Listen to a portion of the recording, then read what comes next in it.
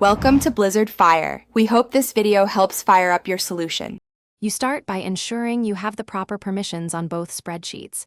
Without editor or at least view access, nothing will import. Once done, open each sheet and copy the long ID string from the URL. You'll paste that into formulas or scripts. Next, choose your method: import range for simple ranges, app script for automation, or connected sheets for big query workflows, because that decision shapes the exact steps that follow and the security model you'll use.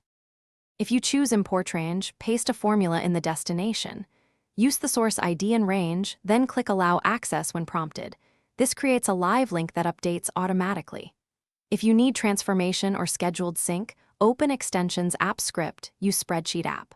Open by ID, source ID, read values, transform, and write to the destination with set values, then set a time-driven trigger. Make sure to test with a few rows so you can confirm permissions and formatting before scaling up.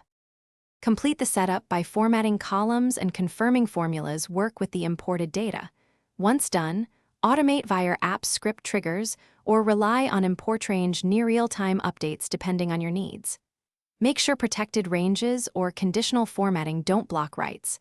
If you use scripts, log errors and use try/catch for resilience. If something fails, the key troubleshooting tip is to reauthorize access and reconfirm the exact spreadsheet ID and sharing permissions.